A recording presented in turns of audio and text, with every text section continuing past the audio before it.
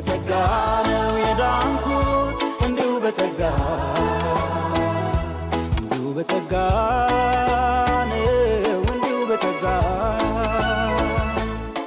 ጸጋን ሾው ሰብስክራይብ ያድርጉ። ሰላም እንዴት ናችሁ? ውድ የጸጋ ሾው ቤተሰብ ተመልካቾቻችን፣ ጸጋ ሾው የተሰኘው ፕሮግራማችንን ጀምረናል። ጸጋው በዘመናቸው በሕይወታቸው የተጠቀመባቸውን አገልጋዮች በመጋበዝ ለእናንተ ምሳሌና በረከት እንዲሆኑ የምናደርግበት ዝግጅታችን ነው። ዛሬም በጣም የተወደደ ጌታ የረዳው በዘመኑ የተጠቀመበት አሁንም እየተጠቀመበት ያለ የጌታ ባሪያ እንግዳ ይዤ መጥቻለሁ። እስከ ፕሮግራማችን ፍጻሜ ድረስ አብራችሁ እንድትቆዩ ጋብዛለሁ። ጸጋን ሾው በዩቲዩብ ቻናላችን ሰብስክራይብ፣ ላይክ፣ ሼር በማድረግ ቤተሰብ እንድትሆኑ በጌታ ፍቅር ጠይቃለሁ። ይህ ፕሮግራም በጄኤምኤም ቴሌቪዥን ወደ እናንተ ይደርሳል። እስከ ፕሮግራማችን ፍጻሜ ድረስ አብራችሁን ቆዩ። እንዲሁ በጸጋ ነው የዳንኩት እንዲሁ በጸጋ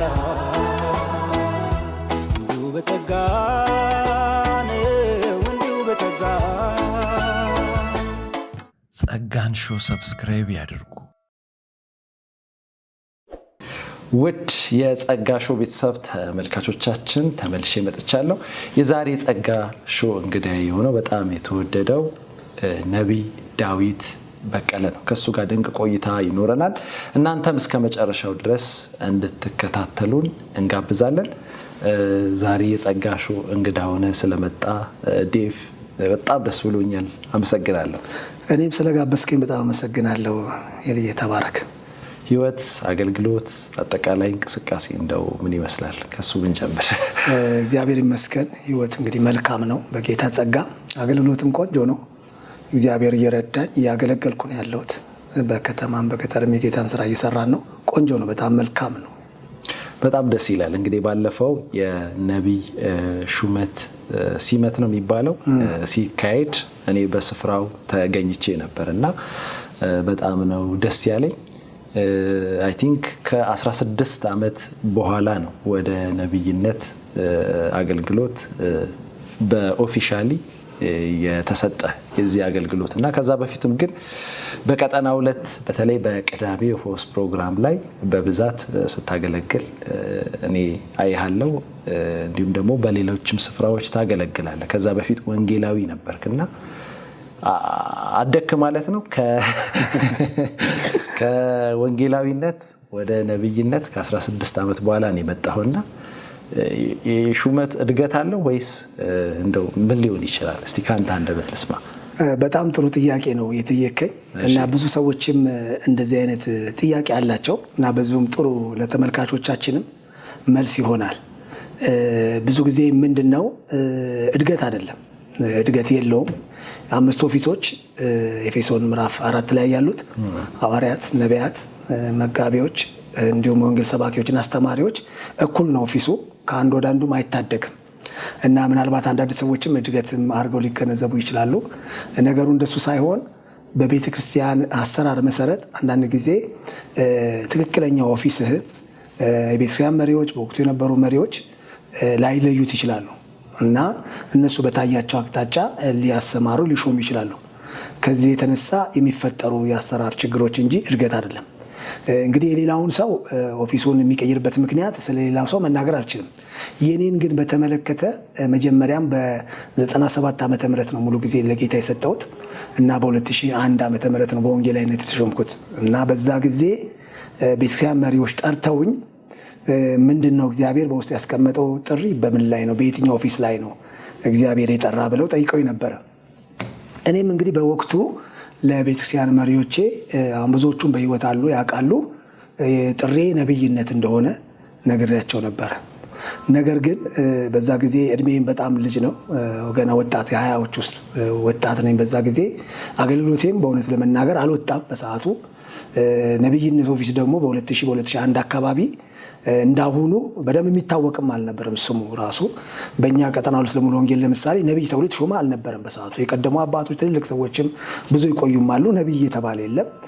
በኢትዮጵያ ሙሉ ወንጌል ደረጃም ጥቂት ነቢያቶች ናቸው የሚታወቁት እና እንዳሁኑ ስሙ እንደዚህ ብዙም ስላልነበረ እኔም ልጅ በእድሜም ገና ወጣት ላይ ስለነበርኩኝ አገልግሎቴም ገና ስለነበረ ቤተክርስቲያን በወቅቱ ነብይ ብሎ ለመሾም አይ ቲንክ የከበዳቸው ይመስለኛል እና በብዙ ተነጋግረው እኛ እንግዲህ በወንጌላዊነት ነው የምንሾም አሉኝ። እኔም እሺ ብዬ ተቀበልኩኝ። ምክንያቱም እግዚአብሔር ወንጌላዊ ተብለህ ስለሾምክ የነብይነት ጸጋ አልሰራም አይልም። ጸጋው የሚሰራ ነው። እስኪገለጽ ድረስ መታገሱ ምንም አይደለም ብዬ ያው ጠበቅኩኝ። እንግዲህ አንተ በሹመቱም ቀን እንደነበርክ እዛም ተነግሯል። እሱ መጀመሪያም ጥሪ ነብይነት ነው ብሎናል። ያው እኛ ግን በወንጌላዊነት ሾመን፣ አሁን ግን ጊዜው ስለደረሰ ጸጋውን በዛ ጸጋ ስላየንበት ተብሎ ያው ከ16 ዓመት በኋላ በነብይነት ተጸልዮልኛል ማለት ነው። በጣም ደስ ይላል። የሁሉ ዓመት ግን አንተ ውስጥ ያለ ወይም ጌታ የተናገረ በነብይነት የአገልግሎት ዘርፍ እንድታገለግል ተናግሮክ አንተም ውስጥ ነኝ እያለ ግን ቤተክርስቲያን ደግሞ ቆይ ይህንን ነገር ቼክ ማድረግ አለብኝ ማየት ማጣራት አለብኝ ብላ በመሃል የተወሰደው ጋፕ አለ እና እነዚህ ጋፖች ለአንተ ምን አይነት ጫና ወይም ስሜት አልፈጠሩብህም? ምናልባት ኤክስፔክቴሽን ሊኖር ይችላል። እኔ እኮ ጌታ የተናገረኝ በዚህ የአገልግሎት ዘርፍ ነው ግን የተመደብኩበት ደግሞ በዚህ ነው የሚል ከውስጥ ጋር ኮንፍሊክት ወይም የሆነ ነገር አልተፈጠረም?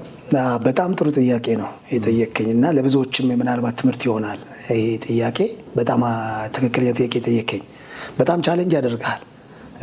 እንግዲህ አንተ ያለ የተጠራውበት ጥሪ ነው እያልክ በሌላ ኦፊስ ላይ ኦፊሶቹ ምንም አንድ አይነት እኩልም ቢሆኑ ግን አንተ ውስጥ በሌለው ነገር ስትደረግ የራሱ ስሜት አለው። እንደውም ብዙ ቦታ ላይ አንዳንድ ሰዎች ከዚህ የተነሳ ቸርች የሚለቁአሉ። ለምን እኔ ባልኩት ኦፊስ አልተሾምኩም ብለው ቸርች የሚለቁአሉ። ከመሪዎች ጋር የሚጣሉ አሉ። ጸጋቸውን የሚጥሉ አሉ። የሚያዝኑ ብዙ ሰዎች አሉ። እኔ ግን በወቅቱ እግዚአብሔር ረዳኝና የአመለካከቴ እስካሁንም ያለኝ ወደፊትም ለትውልዱ የምመክረው እግዚአብሔር ሰዎች በምንም ኦፊስ ውስጥ ቢያስቀምጡ እግዚአብሔር የሚሰራው እሱ ባለ ነው። እሱ በጠራ ጸጋው ይቀጥላል። ያ የተሰጠ ስም አንተ ውስጥ ያለውን ጸጋ እንዳታገለግል አያደርግም እና በዛ ምክንያት በዛ ያው ያንን አመለካከት ስለነበረኝ እግዚአብሔር ጠብቆኝ በእውነት ዓለምንም ማዘን በደስታ ነው ያገለገልኩት። ቤተክርስቲያን በሰጠችኝ ስም ራሴን ሳልሾምም ሳልቀይርም በዛው ባሉኝ ወንጌላዊ ባሉኝ በሱ እየተጠራው ግን የነብይነትን አገልግሎት እያገለገልኩ በዛ አሳለፍኩና ዛሬም ቢሆን በተለያየ ቤተክርስቲያን ያሉ ሰዎች እንደው ይሄን ቢይዙ ማለት ከስም በስም አንጻር ባይጎዱ ባያዝኑ ቸርችንም ጥለው ባይወጡ ባይጣሉ መልካም ነው። ምክንያቱም ነገሩን ሁሉ በጊዜው አድርጎ ሰራው ይላል የእግዚአብሔር ቃል። ልክ የእግዚአብሔር ጊዜ በህይወት ሲመጣ የሚገርም ኤልያስ ተፈልገ በክብር በሞገስ ነው የሚሆንልህ። አንተ በኃይል በጉልበት ተጨቃጭቀ ምንም አድርገህ ሞቼ ይገኛል ይሄን ካላላችን ብለህ የምታደርገውም ነገር ሞገስ አይኖረውም። ስለዚህ እግዚአብሔር ማዋቂ ስለሆነ ኦፊሶቹም ደግሞ የእግዚአብሔር ስለሆኑ አንዱ ከአንዱም ስለማይበልጥ በተሰጠ ታዘ። ምክንያቱም ትህትና የሚፈተንበት ነው። ለመሪዎች ያለ መታዘዝ የሚፈተንበት ጊዜ ነው። ገብቷል።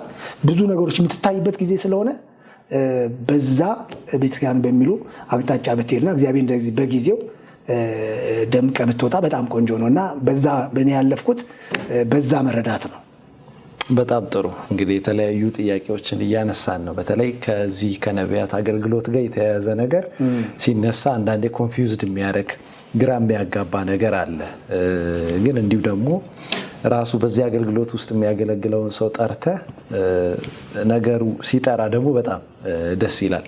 ውድ የጸጋ ሾው ቤተሰብ ተመልካቾቻችን ጸጋን ሾው በዩቲዩብ ቻናላችን ሰብስክራይብ፣ ላይክ፣ ሼር በማድረግ ቤተሰብ እንድትሆኑ በጌታ ፍቅር እጠይቃለሁ። የዛሬ የጸጋ ሾው እንግዳ የሆነው ከነቢይ ዳዊት በቀለ ጋር ድንቅ ቆይታ እያደረግኩ ነው የምገኘው። መጽሐፍ ቅዱሳችን ላይ አንደኛ ቆሮንቶስ 14 ቁጥር 39 ላይ ወንድሞች ሆይ ትንቢትን በብርቱ ፈልጉ ይላል እና ትንቢት የሚናገር ሰው በዚህ ዘመን ነብይ ነው የሚል አስተሳሰብና አመለካከት አለ። የሆነ ሰው ትንቢት መናገር ከጀመረ ሰዎች እንትናማ ነብይ ነው ይላሉ።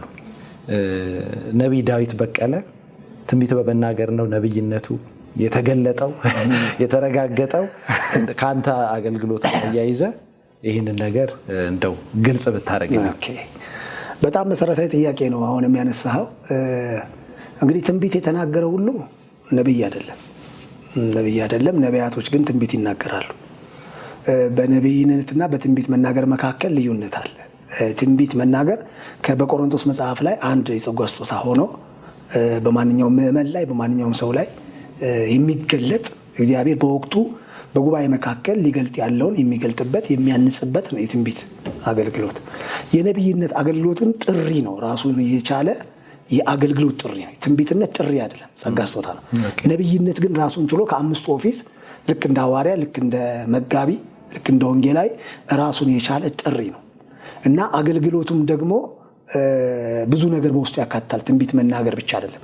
የነቢያት አገልግሎት የእግዚአብሔር ቃል ማስተማር አንዱ አገልግሎታቸው ነው።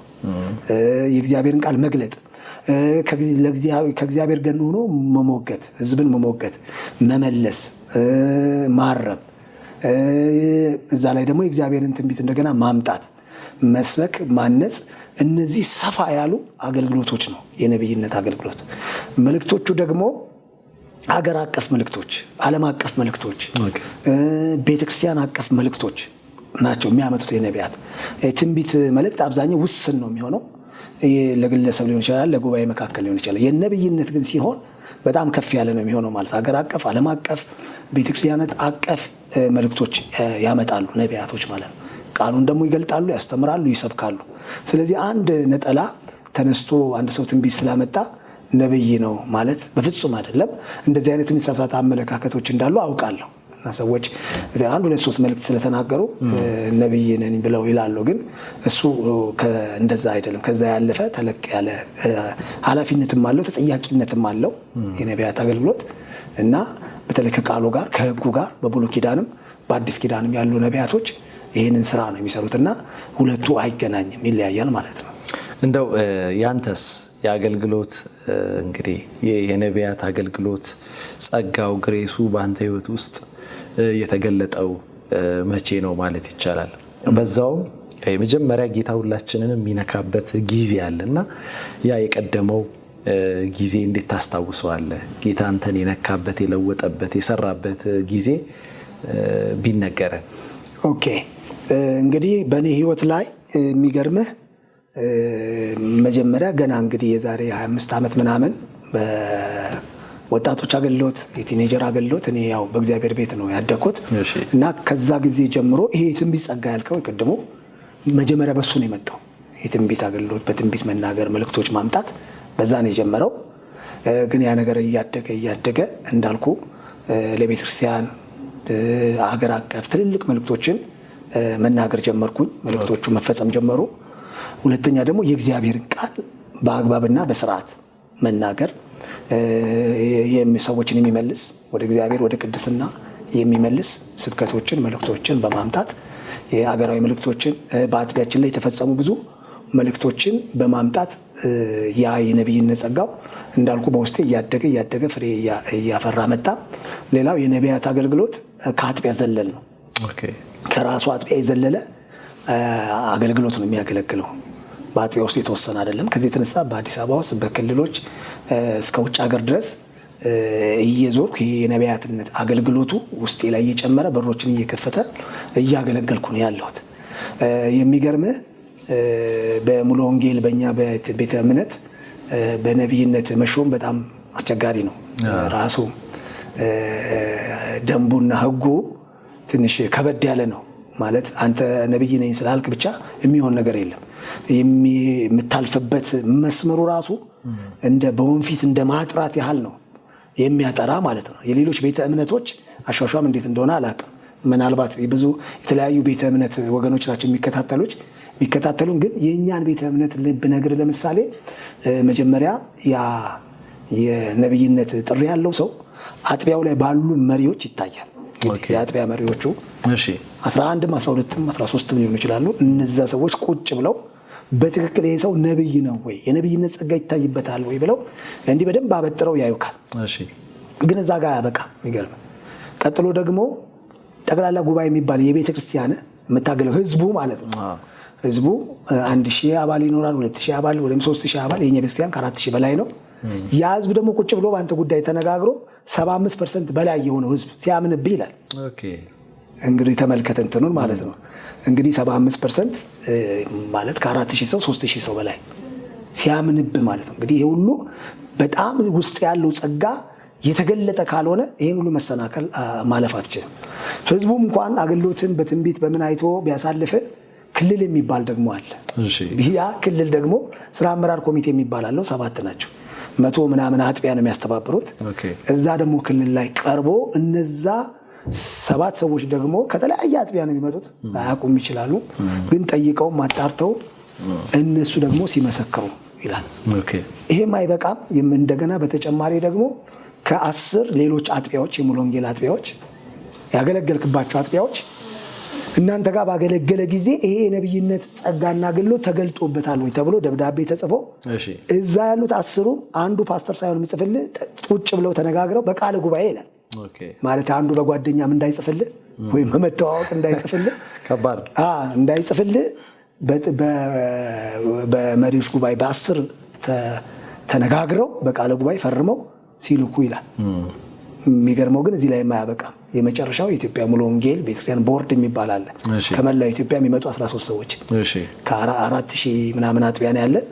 እዛ ደግሞ እነዛ 13 ሰዎች ከሰሜን ከደቡብ ከምዕራብ የመጡ ሰዎች ቁጭ ብለው ተስማምተው ሲወስኑ ይላል። ስለዚህ ከነዚህ 5 ስቴፖች ውስጥ በአንደኛው ስቴፕ ላይ ፌል ካረክና አንዱ ነብይነት አላየሁበትም ካለ ነብዩን አትሾምም ይታለፋል። ግን አንዱ የሀገር መሪ መሆን ይቀላል አለኝ። ይሄን ስቴፕ በጣም አሁን ስትዘረዝርልኝ ስትነግረኝ ቀላል አይመስለኝም። ማን ነብይ ይሆናል? ከባድ ነው። እንደውም አሁን በሙሉ ነብይ ተብሎ ስሙ የያዘ በሙሉ ወደ ኋላ ተኪዶ እንደገና አንዴ ቢጣራ ጥሩ እየተባለ አይመስልህ? የነብይነት እንትኑ ቢጣራ ጥሩ ይመስለኛል። ምክንያቱም እንግዲህ ስንት ሰው እንደሚያልፍ አላውቅም። በእርግጥ ቤተክርስቲያኒቷ ለምንድን ነው ይሄንን ህግ በዚህ ደረጃ ጠበቅ ያደረገችው ሲባል አገልግሎቱ ጥራት እየጎደለው መጣ። ማንም ትስል ትላንትና ጌታን ተቀብሎ በንጋታው ነብይ ነው እያለ እንግዲህ እንደዚህ አልፈ ነብይ ተብለም ተሾመ። እንደገና ደግሞ አንድ ሰው ትላንት ተነስቶ ትንቢት ስለተናገረ ነብይ ነው ብለን ስሙን ምንም ረጋት ቀን ያም ነብይ ነው። ስለዚህ አሁን ሰው ግራ ይጋባል። እንደው ነብይ የሚለው ስም አሁን ትንሽ ቫልዩ ያጣ ይመስላል። ምክንያቱም እንደዚህ በስነ ስርዓት ታይቶ አይመጡም ሰዎች። ገብቷል? 5-10 ሰው ሰብስበው ነብይ ነኝ ይላል፣ አለቀ። አንዳንዱ ራሱንም ነብይ ነኝ ብሎ ይሾማል። በዚህ ስቴፕ አይመጣምና ከዚህ የተነሳ ነው የነብይነት ስሙ እንደዚህ ቀሎ ያለ እንጂ በትክክል ሰዎች በዚህ ስቴፕ ታይተው በደንብ ምክንያቱም ጸጋ አንተ ብቻ ሳይሆን የሚጠቀምብህ የምታገለግለው ህዝብ ነው መመስከር ያለበት። ሰው ለራሱ ምስክርነቱ ሙሉ አይሆንም። የህዝቡ ምስክርነት የአገልጋዮች ምስክርነት ነው። አሁን ቅድም ባልኩ ስቴፕ ላይ ቢያንስ ከ150 ሰው በላይ ነው የሚሳተፈው ያንተ ነብይነት በቀጥታ ለመመስከር ከ150 ሰው በላይ በዚህ ሂደት ውስጥ እንግዲህ ይመሰክራል ማለት ነው። ከጉባኤ ሌላ ጉባኤ በሺዎች ነው። ከዚህና ይሄን ይመስላል ያሿሿሙ ይሄ ነው እንግዲህ ያው እግዚአብሔር ይመስገን ይሄን ሁሉ አልፈ ያገለገልክ ትገኛለህ። በጣም ጥሩ ነው። ከተማ ውስጥ አሉ የሚባሉ እግዚአብሔር ያስነሳቸው ሰዎች አብዛኛው ከሙሉ ወንጌል ነው የወጡት የሚባል ነገር አለ። እንትና አሁን ስም ኦፊሻሊ ባንጠቅስም እንትና ከሙሉ ወንጌል ነው እንትና ከሙሉ ወንጌል ነው እንትና ይባላልና ያው በሚዲያ እንደምናያቸው የተለያየ የጸጋ ስጦታ ሲገለጥባቸው እንመለከታለን።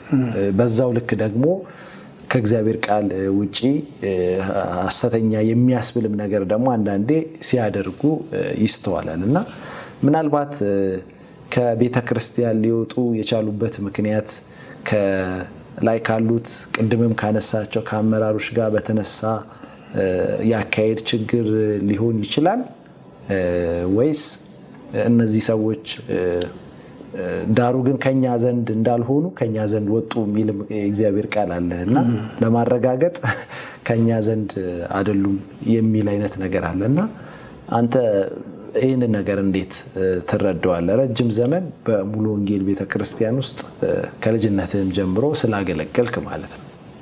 ኦኬ እንግዲህ እንደዚህ አይነት ጥያቄዎች በእርግጥ ጠቅለል አድርጎ መመለስ ይከብዳል። በጣም ከባድ ነው። ምክንያቱም ሰዎች ከቤተክርስቲያን የሚወጡበት የተለያየ የራሳቸው ምክንያት ይኖራቸዋል። ያው እንግዲህ መፍረድም ይከብዳል። ግን በአጠቃላይ ግን እንደዚሁ ጄኔራሊ ለማየት ሰዎች በተለያየ ምክንያት ሊወጡ ይችላሉ። በትክክለኛ ራዕይ ሊወጡ ይችላሉ። እግዚአብሔር በዘመናት መካከል እውነት ለመናገር ራእይ ይሰጣል። ራእይ አይሰጥም ማለት አንችልም። በትክክለኛ ራእይ የሚወጡ ሰዎች ይኖራሉ። ሁለተኛ ደግሞ ባለመስማማት፣ በግጭት ባለመግባባት የሚበዛውም በዚህ ነው የሚወጣው። በዛ ምክንያት ሊወጡ ይችላሉ። ሶስተኛ ደግሞ የተሻለ ነገር ምናልባት አገኛለሁ ብሎ በማሰብ የተለያዩ ጥቅሞች ሊሆን ይችላል፣ ዝና ሊሆን ይችላል፣ ክብር ሊሆን ይችላል። ገብተዋል። በአጥቢያ ውስጥ ስትሆን ተገድበ ተወስነ ነው የምታገለግለው። አጥቢያ ውስጥ ማገልገል ቀላል ነገር አይደለም። ባይዘው በአመራር ስር ነው የምትሆነው፣ በሰዎች ክትትል ስር ነው የምትሆነው። ዲሲፕሊን መሆን አለብህ። ተጠያቂ ሆነ ነው የምታገለግለው። እንደፈለክ መሆን አትችልም። ስለዚህ እነዚህ ጫናዎችን መቋቋም ሰዎች ሲያቅታቸው ሊወጡ ይችላሉ። ሌላው ደግሞ በሰይጣንም አታላይነት በሽንገላ እባብ ሔዋን እንደሸነገላት በጠላትም ተሸንግለው ሊወጡ ይችላሉ። ስለዚህ ሰዎች በእንደዚህ አንድ 5 ነገር ነው የነገርኩና በእነዚህ አንዱ ምክንያት ሊወጡ ይችላሉ። እና ያንን ግን የምታውቀው በፍሬያቸው ነው። ፍሬው ያው ይገልጠዋል ማለት በትክክል በእግዚአብሔር ራእይ የወጣ ሰው ፍሬ ይኖረዋል፣ ውጤት ይኖረዋል። ከዛ ውጭ ያለ ሰዎች ግን ለጊዜው ትንሽ ሊሟሟቅ ሊሞክሩ ይችላሉ፣ ግን ዘልቀው መሄድ አይችሉም። ስለዚህ እንደኔ በአጥቢያ ቤተክርስቲያን ውስጥ ሆኖ ማገልገል ከተቻለ በጣም ውጤታማ ነው፣ ፍሬያማ ነው። ህይወት ይጠበቃል፣ አገልግሎት ይጠበቃል፣ ረጅም ዘመን መሄድ ትችላለህ። ስለዚህ እንደዛ ነው። አንዳንድ እግዚአብሔር የሚሰራባቸው አገልጋዮች በተለይ አሁን ከአጥቢያ ጋር አንዳንድ ነገሮችን ስላነሳ ነው ለአንድ ቤተክርስቲያን ብቻ ተብሎ የተመደበ የጸጋ ስጦታ አለ። ለምንድን ነው ይሄንን የጠየቅኩህ? አንዳንድ ሰዎች ቤተክርስቲያናቸው አጥቢያቸው ውስጥ በጣም በኃይል ያገለግላሉ፣ ሌላ ቦታ ሲሄዱ ደግሞ የአገልግሎት አይኖርም፣ ጥያቄ ይነሳል። እና አንዳንድ ሰው ሲያወራ የሰማሁት አይ ለእንትና ጸጋ የተሰጠው ለዛች አጥቢያ ብቻ ነው ይባላል። ወይም ደግሞ የሆነ ቤተክርስቲያን ውስጥ አገልግሎ ያ ሰው ሲወጣ የራሱን ራእይ እግዚአብሔር ሰጠኝ ብሎ ሲወጣ ራሱ የበፊቱ ጸጋ ይገለጥበት። ብዙ ነገር ግን አቬሌብል ሆኖ ብዙ ነገር ተመቻችቶለት ጸጋው ደግሞ እንደ ድሮ ሳይሰራበት ሳይገለጥበት እንመለከታለን። እና ይሄም ጥያቄ የሚፈጠርባቸው ሰዎች አሉ። ለአጥቢያ ብቻ የሚሰጥ ጸጋ ስጦታ አለ? ዛሬ የምታነሳው ጥያቄ በጣም ወሳኝ ጥያቄ ነው። በአማኙ መካከል የሚነሱ ጥያቄዎች ናቸው። አገልጋዮች በብዛት ይሄን ያነሱ። እኔ ቅርብ ጊዜ አንድ ሰው ስለሆነ ሰው ስም አንስቶ የሱ ጸጋ እዚህ ቦታ ብቻ ነው የሚሰራው፣ ይኸው ሌላ ቦታ ስንት ያየ ነው እና ምንድን ነው ምናምን ብሎ ሲል በጆሮዬ ሰምቻለሁ። አገረመኝ። አሁን ስታመጣው ምን መሰለ፣ አሁን አንተ እንዳልከው ለሆነች አጥቢያ ተብሎ ተጠቦ ተሰፍቶ የሚሰጥ ጸጋ የለም። እንዲህ ጸጋው የተበዛ የተተረፈረፈ ጸጋ ነው። ግን እንደዚህ አይነት ሁኔታዎች የሚፈጠሩበት ምክንያቶች ሊኖሩ ይችላሉ። አየህ፣ እሱ ነው ዋናው ነገር። ለምሳሌ አሁን በራሱ አጥቢያ ላይ ሲያገለግል የጸሎት ሽፋን ካለው የሚያግዙት የጸሎት ጓዶች ካሉት ገብተዋል።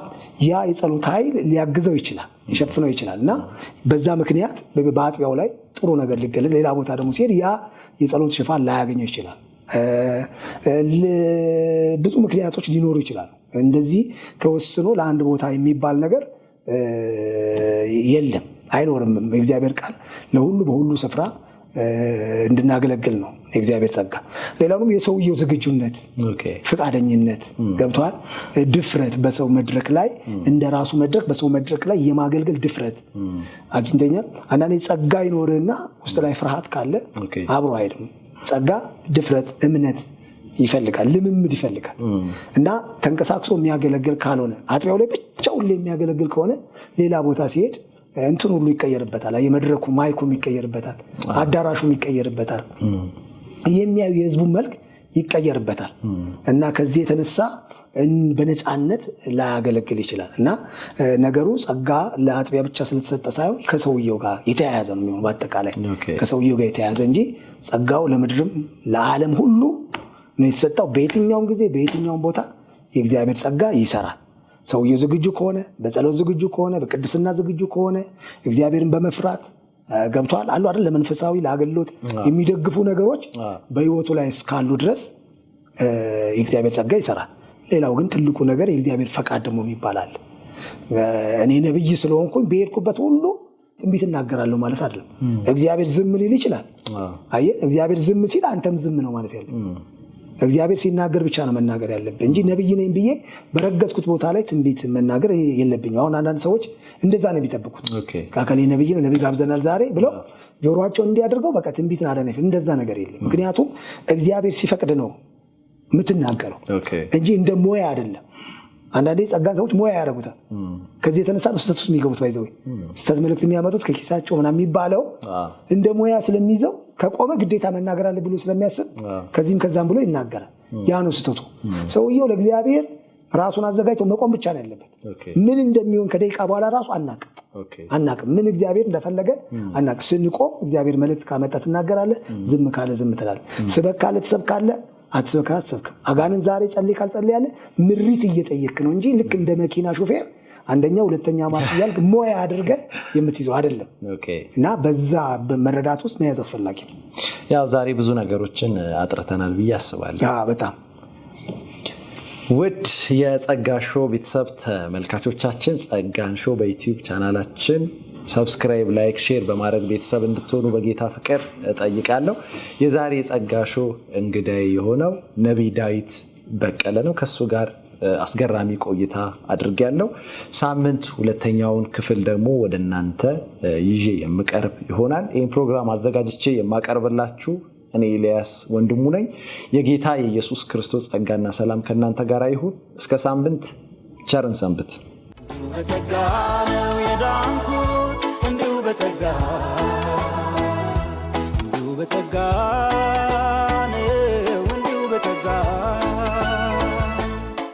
ጸጋን ሾው ሰብስክራይብ ያድርጉ።